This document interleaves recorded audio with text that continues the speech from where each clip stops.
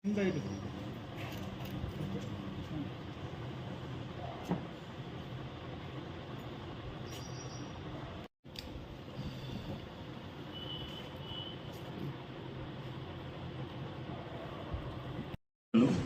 భార్య 19వ వార్డు మాజీ కౌన్సిలర్ భూపాలపల్లి. మేము గత 5 సంవత్సరాలు 19వ వార్డులో ప్రజాసేవలు చేస్తూ ప్రజలకు దగ్గరైతూ ప్రజలకు ఏ పని ఉన్నా ఆఫీసుల చుట్టూ తిరుగుతూ వారికి సేవలు చేయడం జరిగింది. అందులో భాగంగా గత 2 నెలల క్రితం ప్రజాపాలనలో భాగంగా గౌరవ ముఖ్యమంత్రి గారు ప్రజాపాలన కార్యక్రమాన్ని తీసుకొచ్చి ప్రజలకు రేషన్ కార్డులు జారీ చేయాలి, ఇందిరమ్మ ఇండ్లు ఇవ్వాలనే ఒక నినాదంతో ప్రజాపాలన పెట్టడం జరిగింది. అందులో భాగంగా మా 19వ వార్డులో 95 రేషన్ కార్డులు మంజూరైనాయి. ఆ 95 రేషన్ కార్డులు వార్డు ఆఫీసర్ వచ్చి ఇంటింట సర్వే చేస్తున్న క్రమంలో 95 ఇండ్ల చుట్టూ తిరిగి మేము 90 మందిని ఫైనల్ చేసి ఈ 90 మందికి రేషన్ కార్డులు జారీ చేసే క్రమంలోనే ప్రజాపాలనను పక్కదోవ పట్టించడం కోసం గత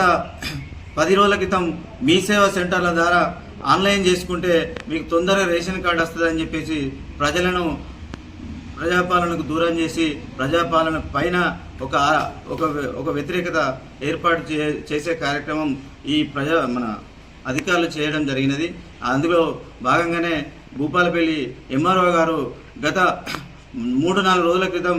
నేను ఎంఆర్ఓ ఆఫీస్కి వెళ్ళిన క్రమంలో సీసీ కెమెరాలో చూసి ఈయన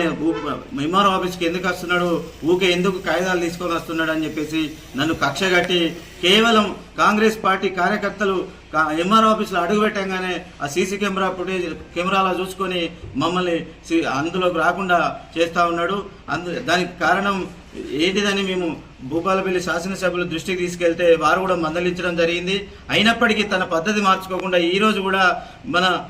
ఎంఆర్ఓ ఆఫీస్కి వెళ్తే ఆర్ఐ దగ్గర కూర్చునే క్రమంలోనే అన్న నిన్ను కెమెరాలో చూసి తిడుతున్నాడు సార్, మమ్మల్ని మీరు బయటికి వెళ్ళండి అని అంటే నాకు అవమానంగా భావించి బాధ అనిపించి ఈ భూపాలపల్లి ఎంఆర్ఓ గారికి నా ద్వారా ఏమి ఇబ్బంది కలిగింది, మా కాంగ్రెస్ పార్టీ మిమ్మల్ని ఎవరు ఇబ్బంది పెడుతున్నారు, మా కార్యకర్తలు మమ్మల్ని ఎందుకు ఇట్లా టార్గెట్ చేస్తున్నారు, కేవలం కాంగ్రెస్ పార్టీ కార్యకర్తనే ఎంఆర్ఓ ఆఫీసులో పనులు చేసుకోవద్దా, మేము కేవలం 45 రూపాయలు పెట్టి రేషన్ కార్డు దరఖాస్తు ఆన్లైన్లో చేసుకొని మేమే ఇంటికి వెళ్ళి రేషన్ కార్డు ఇచ్చి ప్రజలకు దగ్గర అవుతున్నామని మీకేమైనా కళ్ళమంటతనమా, మరి ప్రజలకు మేము సేవ చేసుడు తప్ప ప్రజలకు సేవ చేయడం వల్ల మీకు వచ్చే నష్టమేందని ఎంఆర్ఓ గారిని నేను హెచ్చరిస్తా ఉన్నాను. ఇలాంటి ఎంఆర్ఓల ద్వారా భూపాలపల్లి పట్టణంలో కానీ ఇక్కడ ప్రభుత్వం పైన కానీ వ్యతిరేకత